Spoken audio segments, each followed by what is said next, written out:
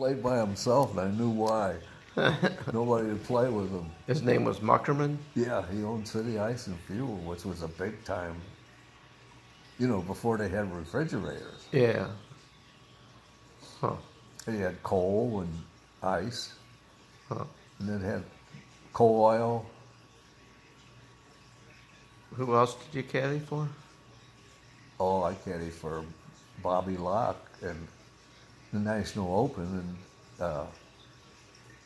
what the hell I caddied for Western PGA. What's this big time golfer? Tiger Woods? No, it's Arnold Palmer? Oh, I caddied. I think it was his father. That wasn't Arnold. Who the hell was his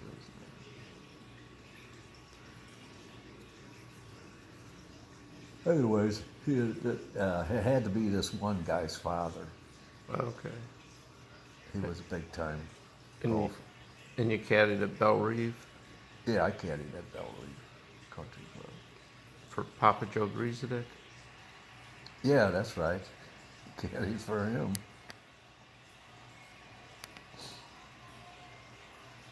But who was in the was it U.S. Open? What country club was that at? The St. Louis Country Club. Oh, okay. It wasn't where it's at now. Do you remember who you caddied for there? No, I don't. I can't remember. That's where I caddied for a guy that I thought was the father of the big time golfer that Oh, okay. won the National Open.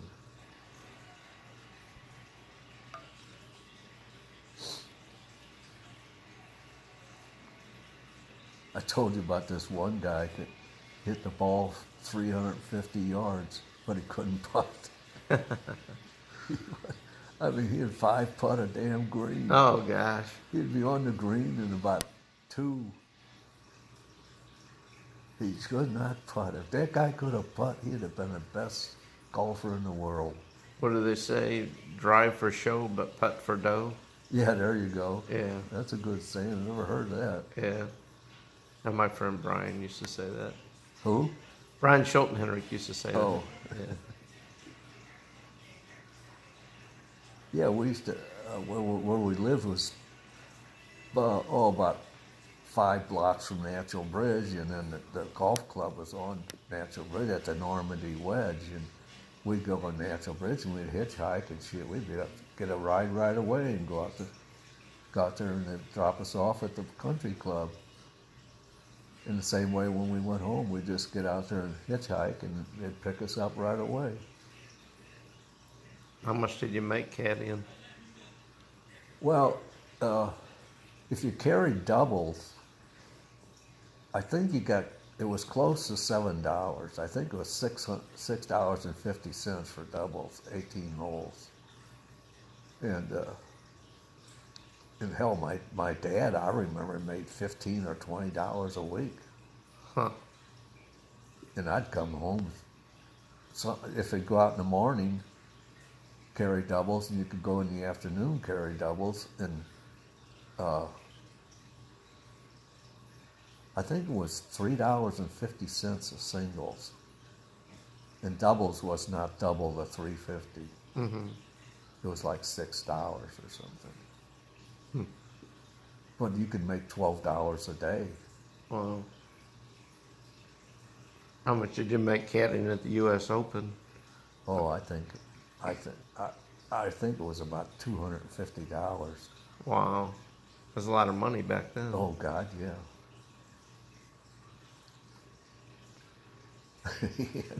The guy, he handed me my money. He had it in a wad. It was a wad, but like that.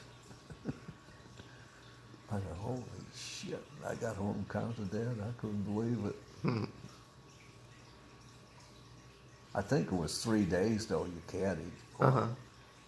Well, still a lot of money. Oh, then it was a hell of a lot of money.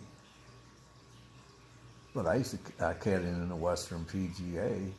I remember went over to Illinois with one member. I think that was Horde Horton. He played in a tournament over there, and he drove me over there. He got permission from my parents. They gave me a thing slip that had my parents sign. And, you know, he couldn't take me out of state. Oh, I see. And so he was big time.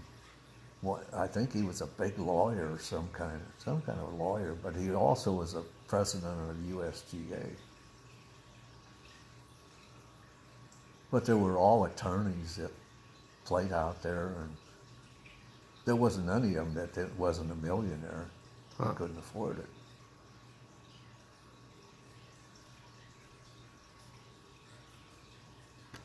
They had a room that was about from the length of your house, just wide open, and they had it was like a rug down at the end, and it had things on about like golf holes and flags and different stuff like that, distances, and they'd stand there and hit this, you know, into that rug.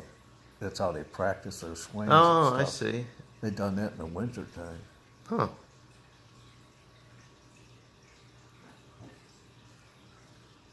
Was that at the country club? Or? Yeah, it was at the country club. Oh, okay. Then we had a caddy strike. Oh, God damn it. They were pissed off. God damn. The city limit streetcar used to run right there, and it had a big thing in the postage patch from the fairway to the railway. The caddy strike at Bellevue Country Club, and all these millionaires. Oh, they were pissed off. I tell you what, we weren't out 20 minutes. Come on, boys, we'll pay you. We got I think it was a $3 raise Oh. for doubles or something, double what we were making anyways. I mean, they couldn't take that with all that, you know, advertisement stuff. Yeah. Being in the paper. These millionaires wouldn't pay the young boys the Yeah. caddy. Yeah.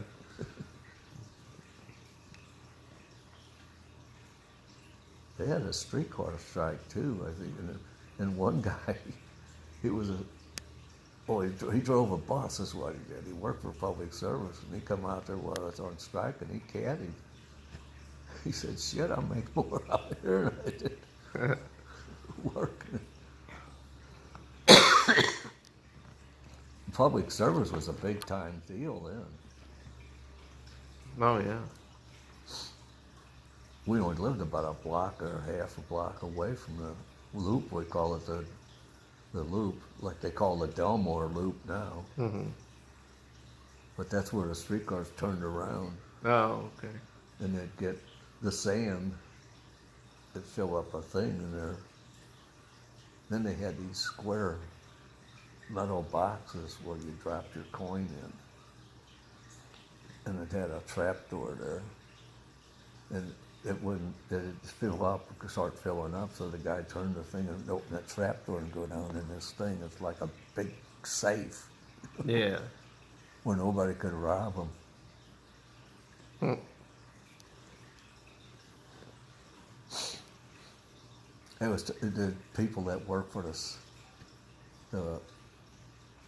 streetcars and bus drivers and streetcar drivers and stuff. They were always rich people.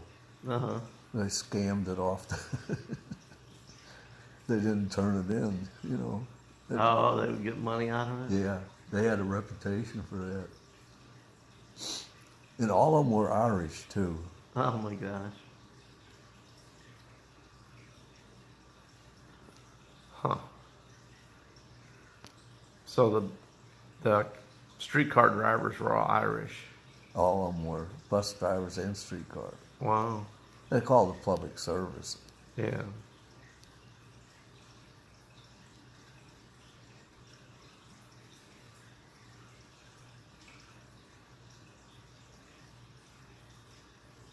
There was a lot of scamming on jobs out there in that time.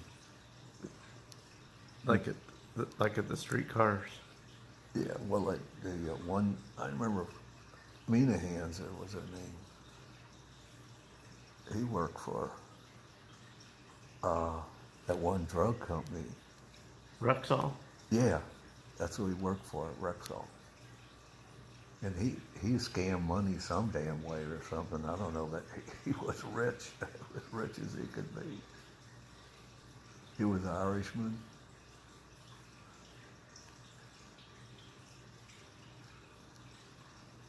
Belize, Minahans. Oh boy. Yeah, my mom knew she was right in her heyday then.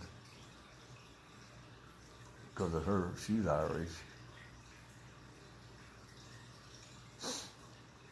I think it's gonna rain out the way it looks. Really? Getting cloudy. I don't know if it's supposed to or not. I think there's a possibility, I think.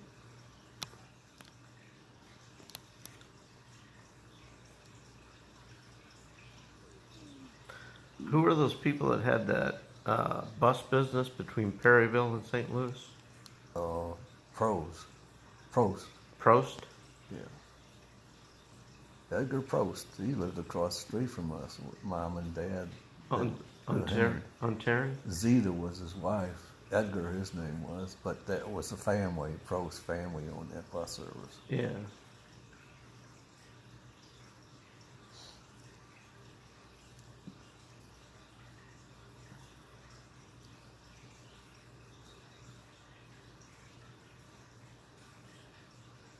I didn't know it, but when I got the job for working for Drug Package to Mary, my sister-in-law Mary got me the job there. Uh-huh. But the guy that was the head of the company, he was from Perryville. I didn't even know it. Oh. But he knew my name as soon as I went in there and applied Yeah. for the job. But I had a job since, promise of a job there anyways because of Mary. Yeah. And but every other person in there was relatives were in Perryville. Huh. I didn't know that. Prevalent, that was his name, Prevalent. That's who owned it first? He was the general manager. Oh, okay. He done the hiring and firing or whatever. And I had a boss that Ollie was his name, and he was a soccer player, and I I knew I played soccer, boy, and I was his pet.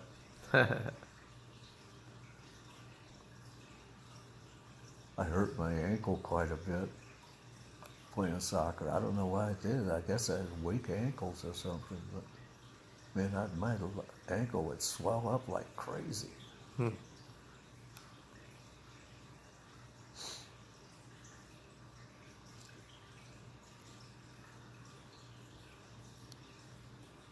you played soccer, didn't you, 1 year or so? I played a lot of years. You coached? Oh, okay. I don't remember. That was all through grade school. Who was that? Who was on the team that I know? Oh, Rich Heckman was our goalie. He was really good. Who? Rich Heckman. He was a really good goalie. Yeah, I think I remember. And then Rich Pallardy was on it, and Perry Pryor. Okay, I remember him. Yeah, and I remember the Priors. trying to think who else. We had a good team, didn't we? Nah, we weren't so good. We didn't win a lot. You didn't? No, our team hadn't been around that. Barmail hadn't been around that long, and we were playing all in the schools city, in the that's city, and they'd play soccer at recess, and we didn't play soccer at recess. And, I remember that now. yeah, we played St. Blaise and Oh, St. yeah. Kevin. God, and, St. Blaise and St. Kevin's yeah, they were big time. That's Yeah. right, I remember. They had, was it you that, before you probably, were you the first teams there? no, your first team was like an 8th grade team at Barmail, and I was in like 1st grade. Well, Gene and I had the team. Yeah, Gene and you had the Oh, I team. did. So Gene I'd have to work sometimes, and Gene would take them, and they had them down on Grand and Natural Bridge. Wow. This Fairgrounds Park they were playing, Oh, wow. and Gene told the guy, he says, "Shit, we're from St. Charles." The guy, "What the hell you doing playing down here?" Yeah. There's a St. Charles Borromeo church in the city Oh. down by there, and they thought that was us. Oh, okay. So Gene and I got together and said, "Shit, we ain't going there. We'll just practice all the time." Yeah. And then I remember I had a team. I think they put us in St. Louis County, and yeah, Yeah, it's for St. Blaise and St. Yeah, right, all yeah. those, yeah. Well, there wasn't any teams in St. Charles County. that's right. I remember that. They just beat the heck out of us, didn't they? Yeah, they did. We didn't. I mean, we didn't lose real bad, but No, I know. we lost, but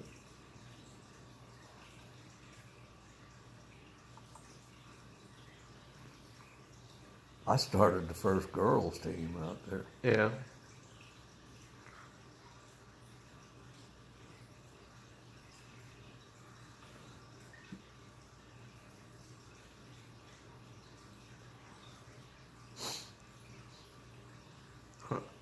What didn't we play sometime at the what the hell was that? Used to play at McNair with. Yeah, but I'm talking about down there at that convent down there. What was that? Oh, we used to play at Sacred Heart. Academy. Sacred Heart Academy, yeah. Yeah, that's yeah. right. Across the street from Barmail. We used to play basketball there, too. Yeah, that's They had right. a nice gym. Yeah, they did.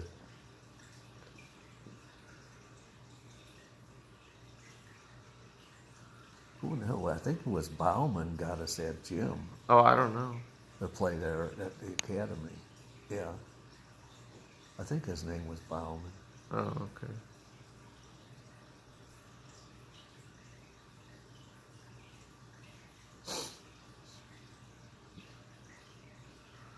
Well, I was right across the street from the school, so that was pretty Right. convenient. It was neat, yeah, but they didn't like us playing there. Oh, they didn't. No.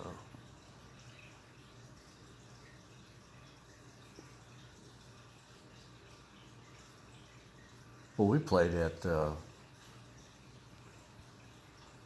park where the Blanchette, we played at. Blanchette, yeah. With the lights on. Yeah. And the players, they were big time baseball playing teams there. Did you know that? No.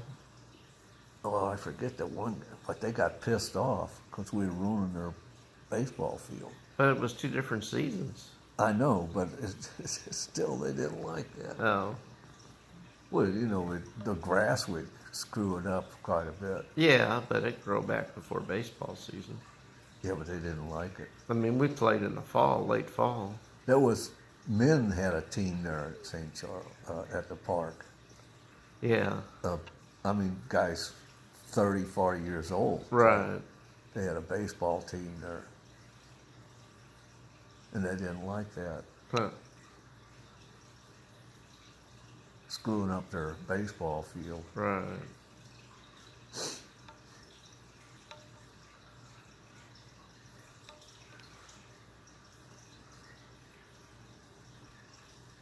And we practiced at McNair and J.C. Park. That's right, at J.C. Park. Yeah, there's a little park there. You almost bought a house right by that, remember it? Yeah, Was it like 3 Pam Drive or something like that? that's it. Yeah, Pam. Yep, 3 Pam Drive, I think it was. Didn't have natural gas there. So you didn't like that. Yeah, with that damn oil. Is that what it was, oil? I'm sure it was. Yeah, probably so.